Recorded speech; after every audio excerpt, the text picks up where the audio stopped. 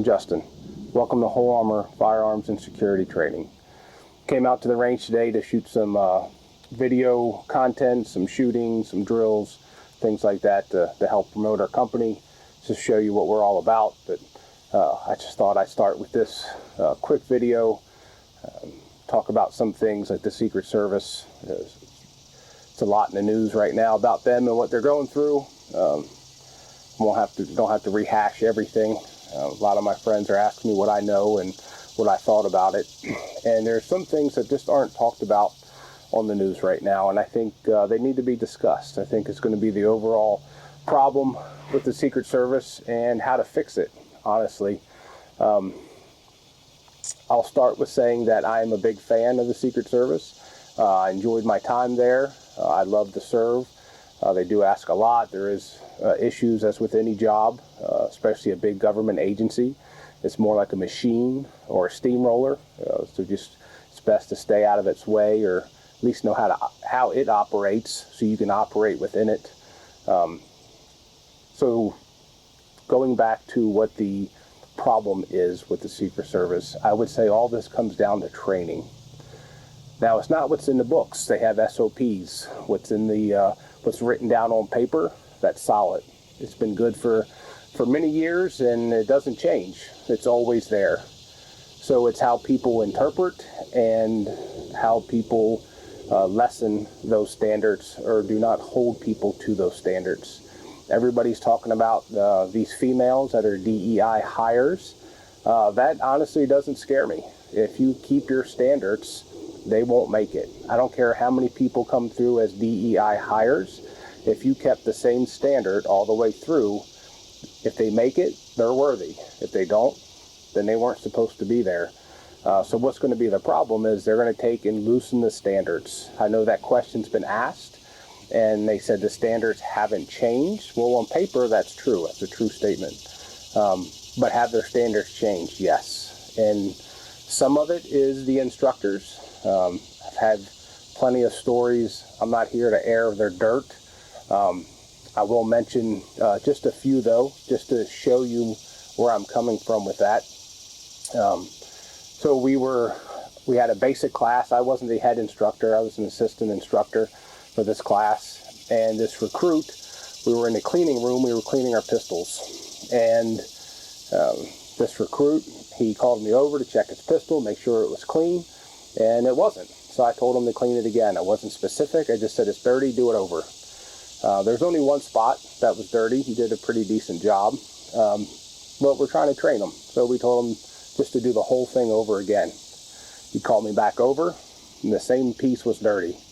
So I told him, hey, you got to do it again. Focus on, the slide assembly of the gun. And so I gave him a little bit more direction. He called me back over, and it wasn't clean. So still not really all that upset, but I'm wondering, whether this guy is worthy or not. And so I told him, hey, your chamber's dirty. And so he turns the gun around and looks at the muzzle. So now I've had enough, and I yell at the kid, he's 20-something, and most of the instructors were shocked.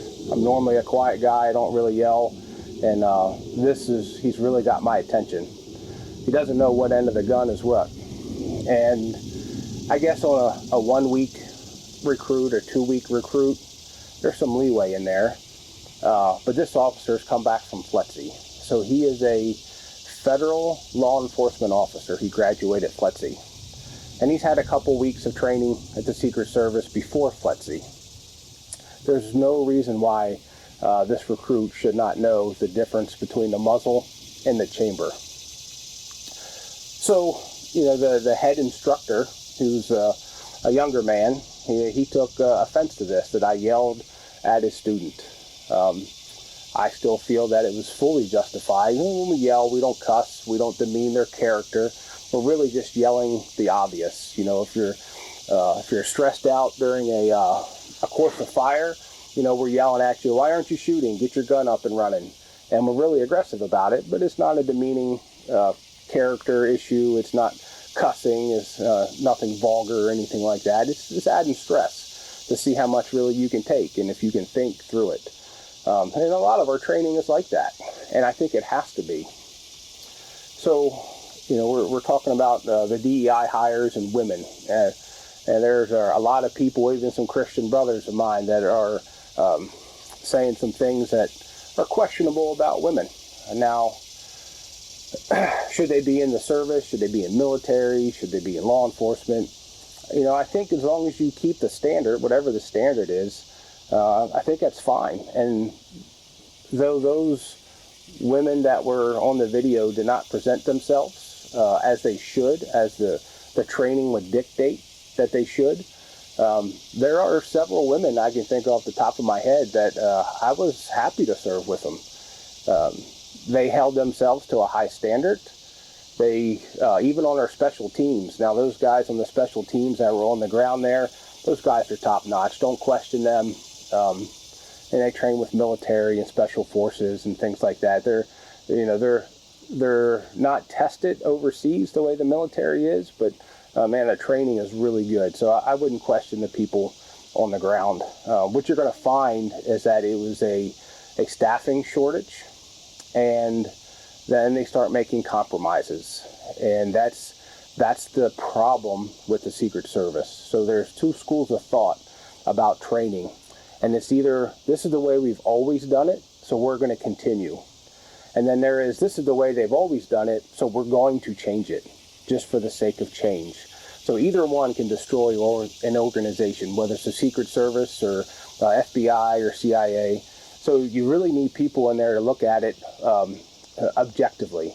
So if you have the idea that, hey, we're going to do all these DEI hires for the sake of DEI hiring, I think that's the problem.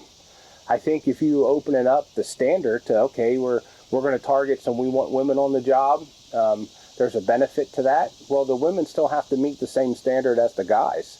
If you have a special teams unit and all your men are pushing 200, 215 in full kit, and the requirement for men are so many push-ups, run 1.5 miles in this time, and to be able to lug a 215-pound fully equipped guy so many feet, and you add a woman to that team and say she shoots well and she passed all the tests and she has an aggressive attitude, but she only has to lift 150 pounds or pull 150 pounds so many feet. You've made a compromise on that team. I mean, that's just the way it is. It doesn't work. The team didn't all get lighter because you added the woman there. You put them all at risk. And so if you're on your paper, on your SOPs, you have these high standards, and instructors or the sergeants, lieutenants, special agents that are over top of the instructors aren't doing their job and looking at the write-ups, or they are, and they're over and they're passing them through. It's almost like the No Child Left Behind. That has good intentions. They don't want anybody to fail, but when you're passing them for the sake of passing them so your school looks better, that's a fail. And so that's what's coming out of the schools. That's what's going into the Secret Service. Those are the next politicians. You've got people that are pushed through. They get 50% just for showing up. And that's the hiring pool, So, yeah, they might be not a criminal. They might be able to pass your tests, what you teach them, but what is their life skill? What are they bringing to a company like the Secret Service or the CIA or FBI, whatever? It's hard. So you've got to have standards, and you've got to make everybody meet those standards. So I know it's a lot to talk about. There's so many other talking points, but the DEI hires and it's really going to come down to a training issue. That's your filter for your business, your company. However you train somebody and what's their expectations. It's really just a simple mathematic equation. What goes in, and then you add time and money and information and knowledge to that recruit over a certain time period. And then at the end of that time period, what should you expect? And the Secret Service has that really good. They know that if you take somebody at this beginning, at this starting point, with certain knowledge, experience, and ability, because they test you on that. They have you write a bunch of information on their application, where do you come from and what's your experience, life experience. They know that if they then add to that their time, money, knowledge, and all their training, that you'll get a specific result. You'll get a recruit that's capable of A, B, and C all the time. It's pretty simple. So somewhere in that mix, some things have gone wrong. I know the Secret Service uses outside agencies to help support them, and they must. There's no way with the threats, the way things are going, that they can do it all themselves. But they need to be clear and specific on what the other agencies must do in order to support the Secret Service and their mission, because it is a no-fail mission. And if they fail, we saw what happened with Trump, and it's a huge failure on several levels. And that's usually what happens. There's several rings of security, and even at the White House, I believe it was Thanksgiving, there was a fence jumper, and so it was next to me, far enough away I couldn't reach him, but I called out on the radio, fence jumper. Now, he just jumped the barricades, the bike racks in the front of the White House, and I can't remember if he made it over or not, but I've seen other people jump that barricade, the bike rack, and then in 2 and 3 steps, they're over the main fence. I mean, that happens. So jumping that first barrier, I called out a fence jumper. And so my thought was, I want everybody's eyes on this person at this area before he jumps the actual fence. Now, a lot of people didn't think the same. There are supervisors that were against that, like, oh, that was, I called out the resources too soon. I think that's junk, but I stand by my decision, and that's again, there's going to be another issue with the service, is that some people are just scared to make decisions. They want to do right so bad, they don't want to be the guy to make the mistake. They're not willing to try, and again, some of that comes into training, and we've seen that. I've seen that, and I'll give you a story of a female. This recruit class were midnight scenarios, midnight training, and it's the first time the recruits really, well, it's the second time, there's daytime scenarios, but at night things are different, your vision, you get stressed out a little bit more, so midnight scenarios are really fun to be a part of. And so I've always asked to be a role player in those positions, for any class, anytime I was available. And so this recruit class, it was an odd number, so this recruit class had a car of 3 people, and we were at our tactical village, and myself and another FI, we were fighting out in the street. And so the car pulls up. They pull up at a pretty far distance because they're recruits, they don't get it yet, and the 2 males walk out and the female walks out, and this is the only car that had three officers in it, and there's 2 of us. And, I'm not so much a small guy, and the other FI, he was really big. I mean, he is a head and shoulder above me, and I'm like 5'11", and his hands, let me just give you an example. His hands were so big with our 229, his thumb would actually be in front of the muzzle. It looked like a toy gun. He would just swallow it up. He was just a really big man and fit. So him and I are fighting, and the recruits get out of the car. The supervisor is up there. He takes notes watching the scenario. And the female refused to get engaged. She left her partners behind. So the 2 males came up, and now our scenario was we would comply. But they don't know that. So they came up, we complied, we got charged, I think, ADW traffic cone or something funny, just to add some humor to the scenario. And but the female was only there for maybe another day, but they processed her out. Nobody wanted her there because she lost trust. And that's what training is supposed to do. So no fault for her. she tried and she did well. She came up through most of the training. You know, I'm not bashing her for that, but she made the right decision. This job's not for her. And so I think if the individual recruits aren't going to do that, it's up to the trainers. It's up to the staff there at training. It's up to the supervisors to encourage the instructors to put paper on them. There's a paper trail everywhere in the Secret Service. Why? Because if you don't shoot well and I don't express that in paperwork, and something happens to you as the recruit and you have a bad shoot, and I was your instructor, or I taught the classes for use of force, it comes back to me. What did I say?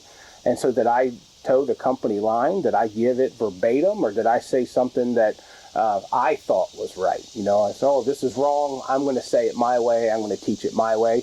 You can't do that. You know, and most of all the instructors really know that. There's a few outliers, and that's unfortunate, and that's the problem. The ones that go and say their own thing, they've created an issue. And I know everybody's familiar with the gentleman that made it inside the White House, and he ended up having a knife. And man, that's again, I'm not here to air the dirt, but there were several issues that broke all out. And some of it is I guess happenstance. That's the way it was going to be that day. And then some of it's personnel issue. People are in place where they shouldn't be in place. Compromises had to be made because there was a lot of travel. It was just overall several things broke down. And that's usually what happens when something bad for the Secret Service, because they're multi-layered security circles for us. So several things have gone wrong. And this event with Trump is very sad. It hurts me to watch it. Every one of those women, if we were, so in a time past, we wouldn't need a supervisor to yell at them. Those guys would have took care of that, and they would have either been out of that field office or never seen from again, moved off to, you know, pushing papers, the vehicle pool, or something like that when those things are bad, because you just lose trust. There's no way I would work with any one of those again. That's not at that level. You know, when you're protecting the president, you've got some time in. You're the cream of the crop, and but don't let what you saw there with those few females or the few surprise faces. That's not the Secret Service. You know, that's there's again a few outliers that squeak through. There is some politics that goes on with the service, but that's not the norm. That's not what they're made of. It does look bad, and I don't think we're ever going to get the truth. They're barking up a lot of wrong trees there, and this the previous director just came and really said nothing. And you know, the Secret Service was in charge of who left the cocaine, and they were, oh, we don't know, we can't figure it out. You know how many cameras are in that place? It's just kind of funny to me that people have bought that.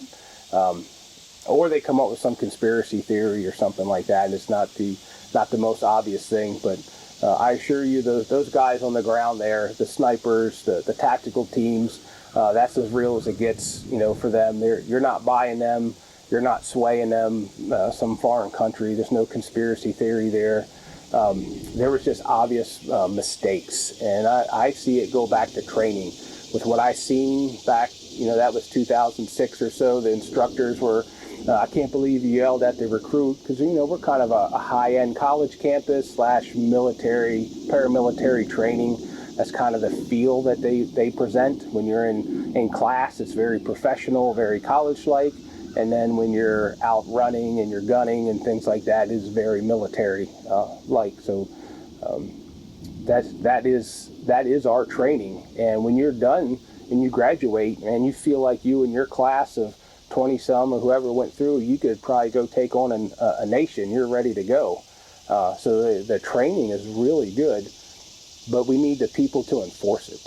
And that's going to be the problem. And sometimes it's a money issue.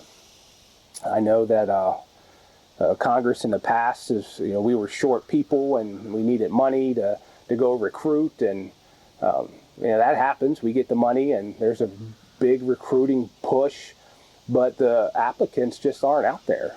I don't know where Congress and thinks they're going. You're not going to find somebody on the Secret Service, FBI, CIA that works for us, works for them, and they think they're a unicorn, that they think they're a cat or a dog.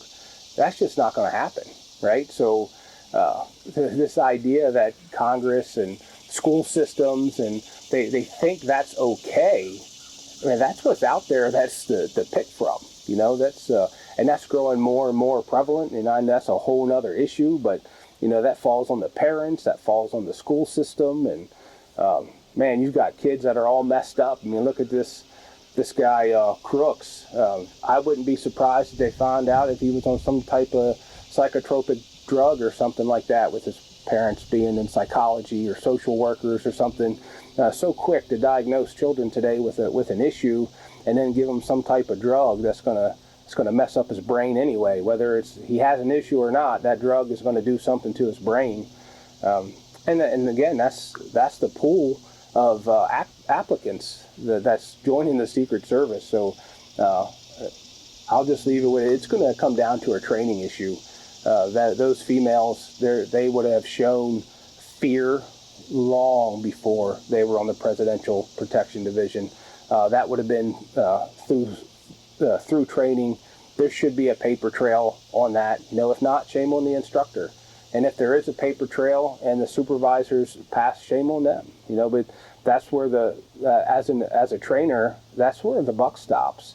That Secret Service director, they don't know anything. I mean, I don't mean that to be a slight, but they don't run the show. I mean, they can sign off on things and appropriate money, and they can get involved in the big things like the RNC, but the daily operations come down to a field office usually for the agents, and that the SAC of the field office is going to request things, and he's going to work with the local PD, and that's how that's going to get done. And that director is going to trust that SAC, that 15 of the field office, and rightfully so. They need to know what's going on and how to do it, and that's how that works. We've got to be able to trust each other to get the job done. If you get that position, you should have all the qualifications to run that position. If not, you shouldn't be there.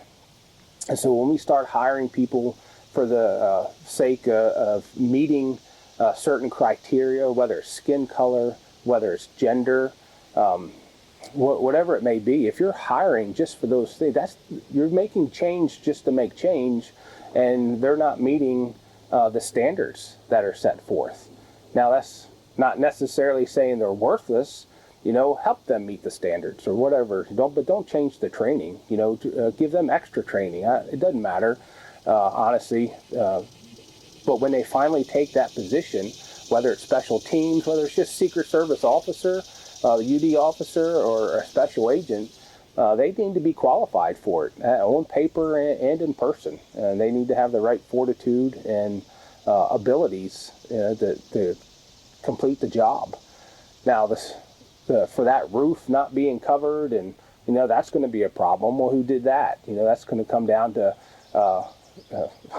not talking to a local agency when you needed help. That is, you're both talking security, and you're thinking security, hold that building. You're thinking top to bottom, and the local PD might be like, all right, we won't let anybody in the building. So we're both saying security, but we have a little bit different definition of it. It's not really what happened, but that's just an example of miscommunication. You can have the same words, but a little bit different definition.